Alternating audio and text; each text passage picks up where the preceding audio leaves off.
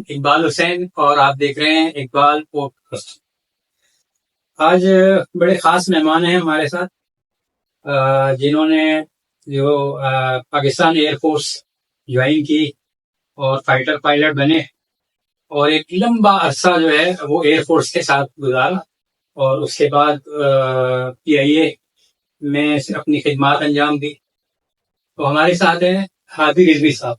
अस्सलाम वालेकुम। वालेकुम सलाम। सर, अपने स्टार्ट से जरा बताइएगा कि आपका सफर कैसे शुरू हुआ एयरफोर्स का और फिर PIA। असल में एयरफोर्स का सफर तो ऐसे शुरू हुआ कि मैं जब स्कूल में यहाँ पढ़ता था कराची में, तो हमारे एक दोस्त थे। वो कहने लगे बता हमारी क्लास के फ्रेंड सब्जेक्ट, तो वो सरगोदा का कुछ ऐड आया हुआ है, PAF पब्लिक स्कूल सरगोदा। मैंने कहा अच्छा।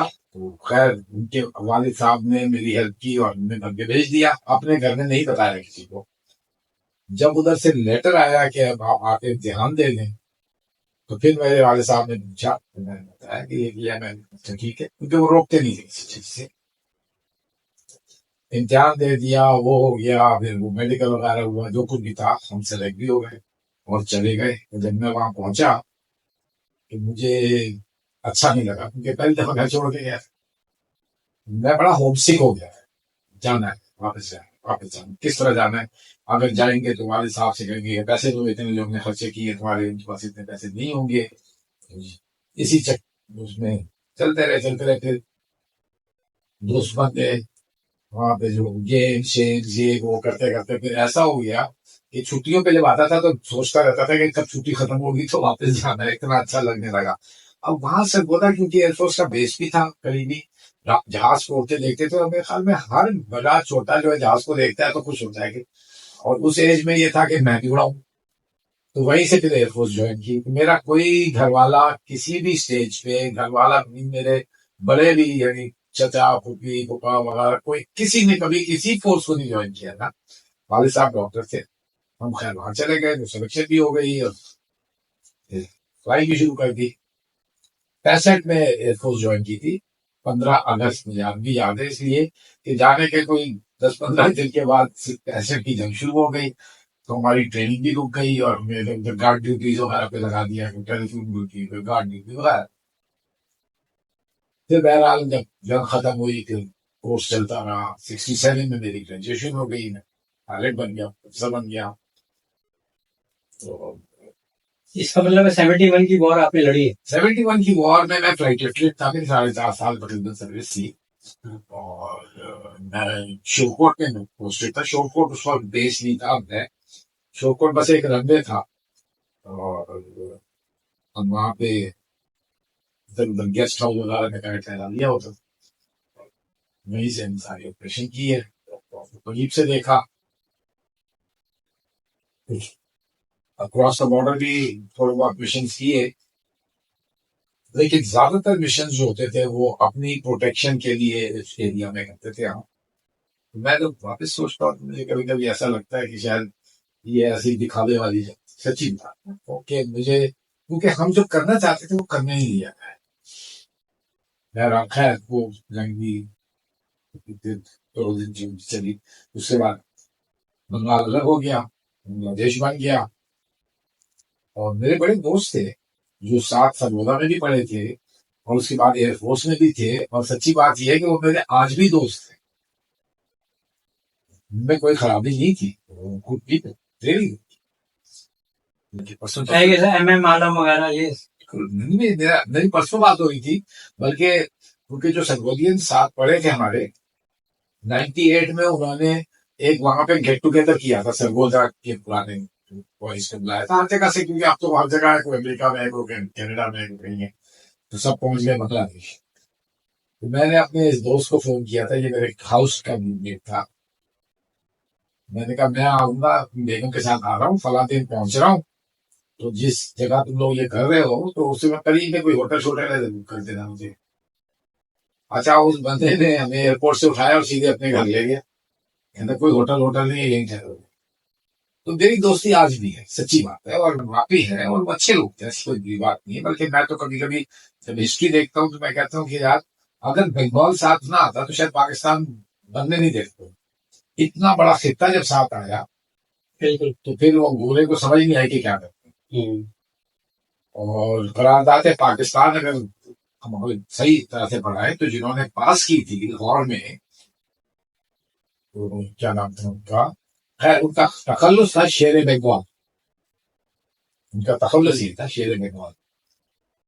और आपके जो मेन लीडर्स थे सुहरवर्ती, बाकी जो हम आज देख रहे हैं ऐसे ही थे, ठीक है ना।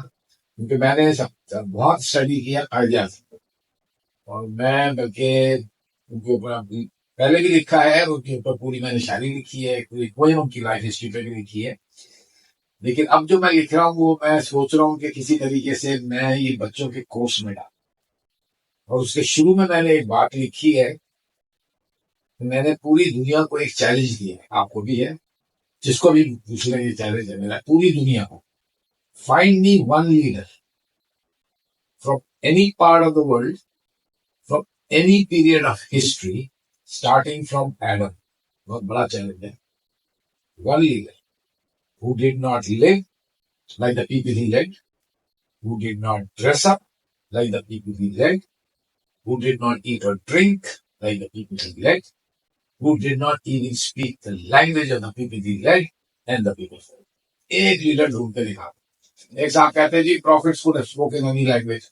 मैंने कहा आप बड़ी सही बात कर रहे हैं, अल्लाह की मर्जी जिसको जो सिखा दे। तो अब आप जाए कुरान निकाले, सूरह नमल पढ़ें और देखें उसमें कि हजरत सुलेमान चूटियों से बात कर रहे हैं, चूटियों की जबान।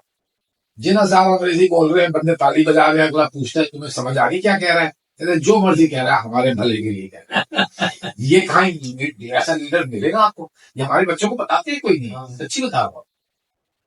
अच्छा, वापसी फाइटर प्लेन की तरफ आते हैं कि आपने कितना अर्सा फाइटर प्लेन उड़ाया? Almost 24 years. मैं इंस्ट्रक्टर भी रह चुका हूँ, फाइटर इंस्ट्रक्टर रह चुका हूँ मैंने।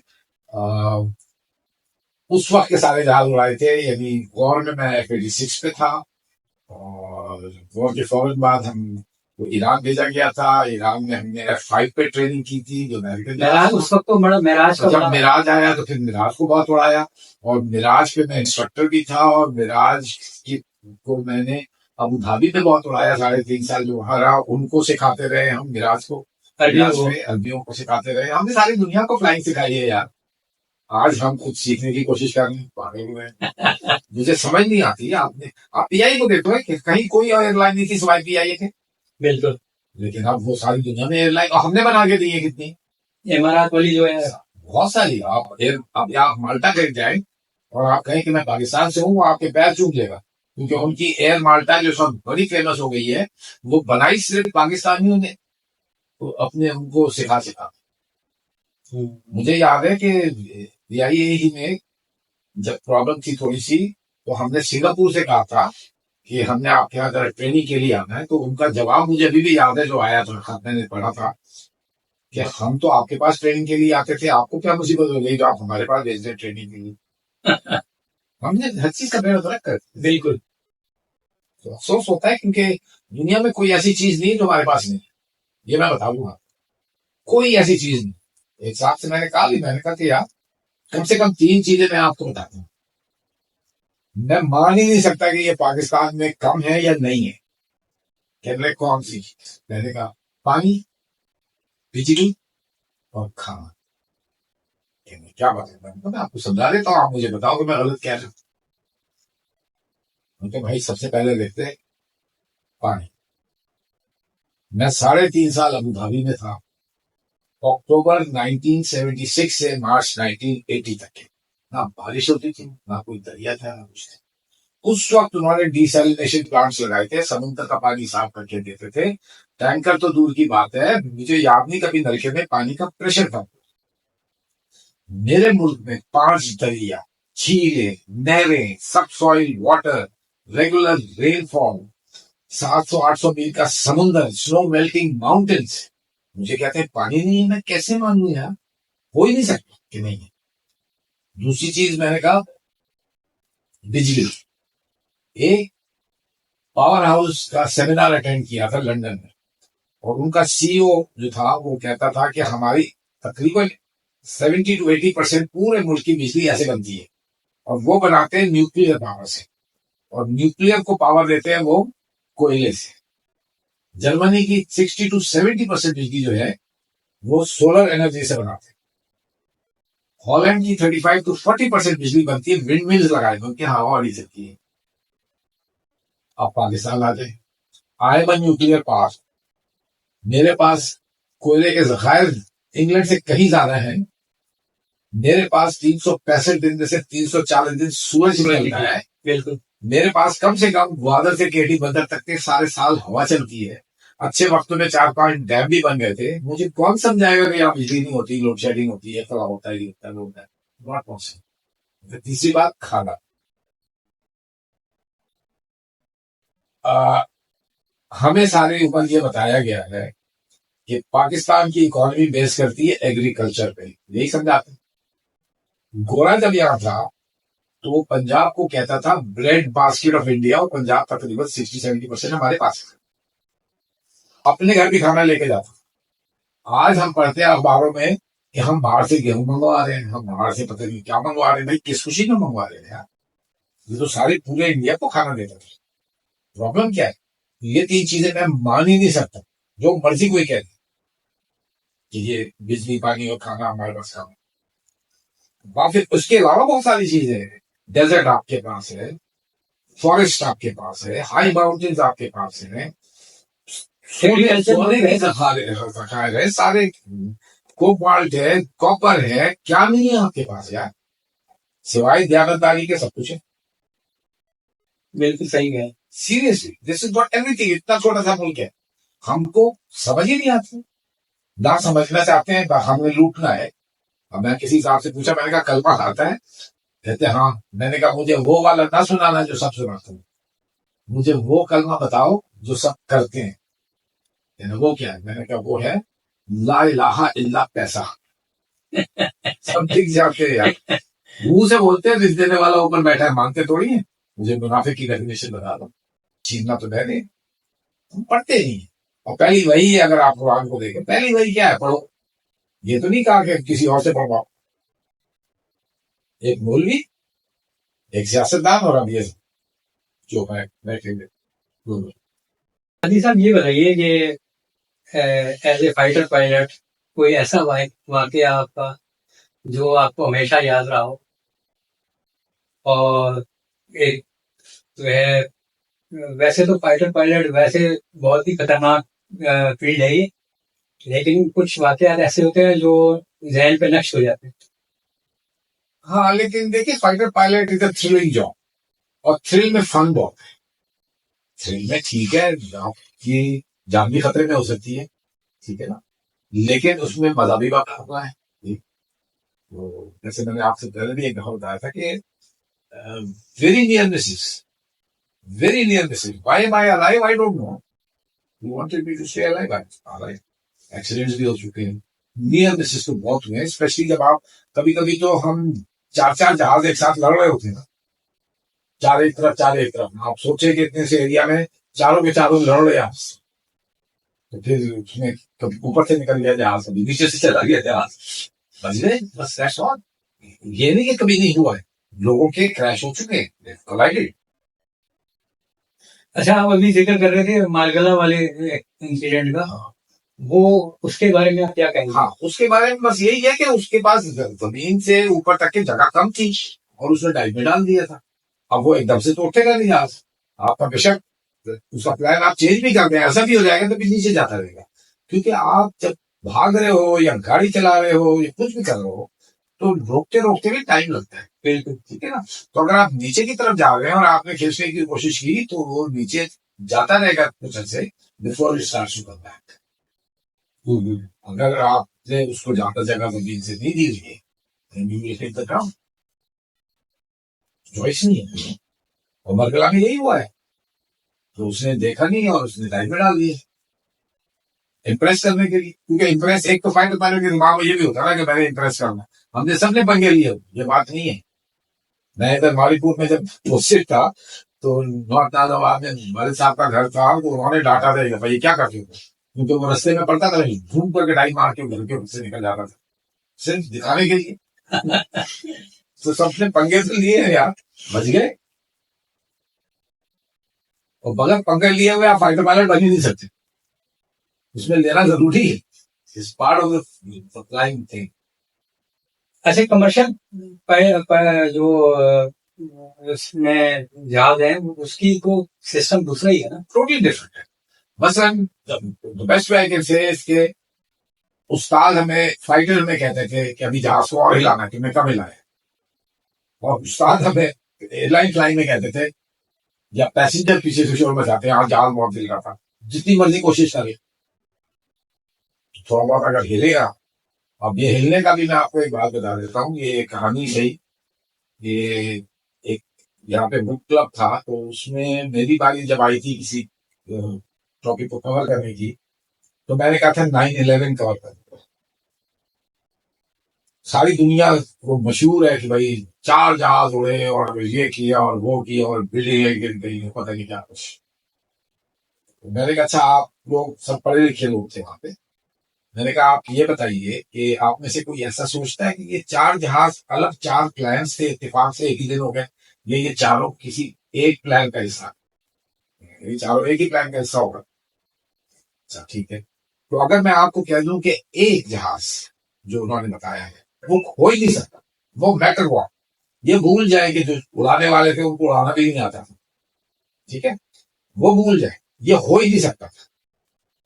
तो एक साथ है, वो क्या मतलब, मैंने कहा सर बात सुने, आप किसी दिन घर से बाहर निकले और आप देखें कि हवा बिल्कुल नहीं चलेगी, होता है कोई दिन बिल्कुल हवा नहीं चलेगी, और सड़क पे से गाड़ी गुजरती है 30-35 की रफ्तार से, साथ के पत्ते शत्ते कागज उड़ जाते, वो क्यों उड़ जाते हैं, हवा तो नहीं उड़ चल रहे, इसलिए कि उसने उस जगह को डिस्टर्ब किया।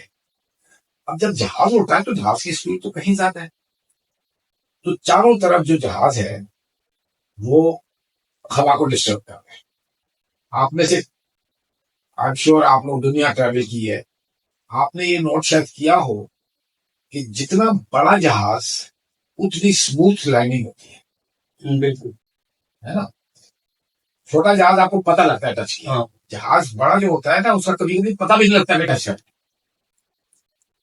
आपको पता है क्यों कहते हैं, नहीं अच्छा मैं आपको बताऊंगा, इसमें पायलट का कोई कमाल नहीं है, सारे पायलट यही काम करते हैं, वो नीचे आते हैं रनवे के पास आके एक जगह पे जहाज को रोक देते और पावर कम कर देते। अब हवा तो चारों तरफ डिस्टर्ब हो रही है, मगर जमीन के नजदीक जब होता है तो जो नीचे की तरफ आ जाती है वो जमीन को लग के कहा जाए रिबाउंड करती है, खिंचती है तरफ, ठीक है, इसको हम कहते हैं ग्राउंड इफेक्ट। तो जितना बड़ा जहाज होता है उतनी ज्यादा ग्राउंड इफेक्ट होती है। अब आपने पावर को 0 कर दिया, आइडियल कर दिया, तो ये ग्राउंड इफेक्ट आहिस्ता आहिस्ता कम होता जाता है और जहाज आराम से नीचे तक। अगर ये बात समझ में आ गई तो ये जो कह रहे हैं कि 20 फुट के ऊपर पेंटागन में जहाज गया इतना बड़ा, ये ड्रोन उड़ा रहे हैं और मुझे दिखा दो जमीन से हवा लगेगी, it can not hit, forget about other things जी, बिल्डिंग जो थी वो टक करके, उससे पहले कितनी बिल्डिंगें जली हैं, कभी नहीं गिरी, उसके बाद कितनी बिल्डिंगें जली हैं, कभी नहीं गिरी, उस दिन 2 बिल्डिंगें टक करके गिरी, दिन 2-3 आवर्स, लोग कहते हैं कि उसमें उन्होंने वो लगाए हुए थे, चार्जेस लगाए हुए थे, तो ये सारा टोटल उन्होंने खुद किया है। It is impossible to be doing it, if one is wrong not possible that all are wrong. तो एक साहब ने पूछा कि फिर उन्होंने ये क्यों किया, मैंने कहा ये मेरा एक तज्जिया है, मैं आपको बता सकता हूँ, आप माने ना माने वो आपकी मर्जी है। निक्सन जब प्रेसिडेंट था तो किसिंजर ने सऊदी अरब में साइन कराया था ओपेक कंट्रीज के लिए कि आप तेल जिसको मर्जी बेचें, आपने बेचना डॉलर में है और डॉलर का अकाउंट हमारे पास रखना है।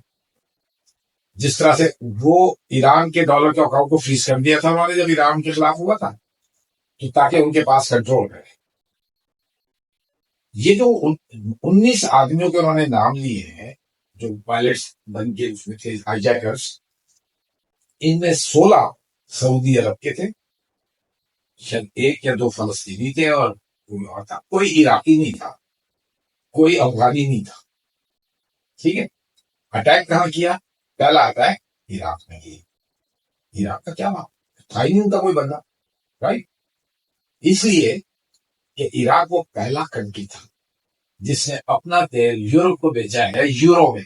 वो ये मुसीबत हो जाएगी, ये सारे लग जाएंगे इतने पीछे, उनको रोकना था, इसलिए इराक को अटैक किया। अफगानिस्तान की दूसरी प्रॉब्लम थी, रशिया वशिया की बात थी, चाइना ना आ जाए वगैरह, वो पॉलिटिकल प्रॉब्लम थी। ठीक है, लेकिन ना अफगानी था ना कोई इराकी था, और अटैक इराक पे किया, उसके बाद अफगान पे किया।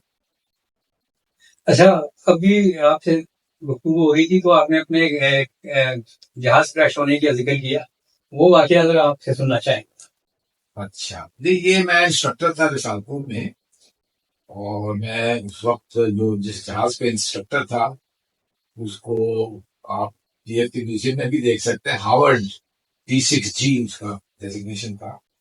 और अमेरिकन जहाजों में एक बड़ी मजेदार बात यह है, शायद आपको ना पता हो लेकिन अब पता लग जाएगा, कि उसका जो पहला लफ्ज होता है ना, वो बता देता है जहाज किस टाइप का है। मसलन जिसके साथ एफ लगा होगा ना, वो फाइटर होगा, जिसके साथ बी लगा होगा वो बॉम्बर होगा, और जिसके साथ टी लगा होगा वो ट्रेनर होगा। कभी कॉम्बिनेशन होती है, जैसे उन्होंने आर लगा दिया तो रेकोनेसेंस, आर बी लगा दी तो रेकोनेसेंस बी, बॉम्बर बी, वगैरह वगैरह।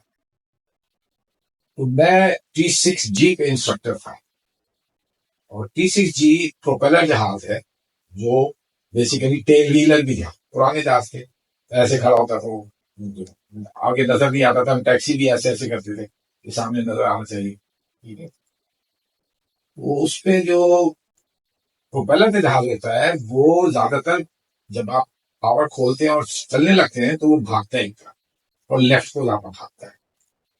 और टेल व्हीलर के साथ ये होता है कि टेल आप पहले उठाते हैं टेक ऑफ पे, उसके बाद आप टेक ऑफ पे। तो अब ये जहाज थोड़ा सा लेफ्ट पे गया, उसने सीधा किया, लेफ्ट पे गया, सीधा किया, अब हम लेफ्ट हाफ पे आ गए सबसे। मगर जब उसने टेल उठाई तो उसको बहुत तेज भागा, और इत्तेफाक से उसने रनर भी वही दे दिए, तो जहाज जो रनवे छोड़ गया, लेफ्ट साइड से निकल गया रनवे से बाहर। अब कच्चे के ऊपर हम आ गए, वो घास वास जो भी थी। स्पीड क्योंकि थोड़ी सी मैंने देखा ठीक है, तो एक होता है फ्लैप्स होते हैं जिससे आप स्टॉल नहीं कर सकते, स्टॉल का मतलब जहाज नहीं उड़ सकता, चाल गिरेगा। तो फ्लैप डाउन करके मैंने उसको उठाया, लेकिन उसने मेरे साथ उठाया, और क्योंकि उसने कंट्रोल पकड़े हुए थे और रडर भी दिया हुआ था एक साइड का, तो जहाज ऐसे करके उठाया कि वो एक तरह से क्लाइंबिंग राइट टर्न में था, और मैं उसको सीधा नहीं कर पा रहा था क्योंकि उसने डर के मारे उसने फ्रीज किया हुआ था कंट्रोल को। तो मैंने उसको डांटा होगा कि भाई छोड़ो, leave the bloody control, whatever मैंने क्या कहा था।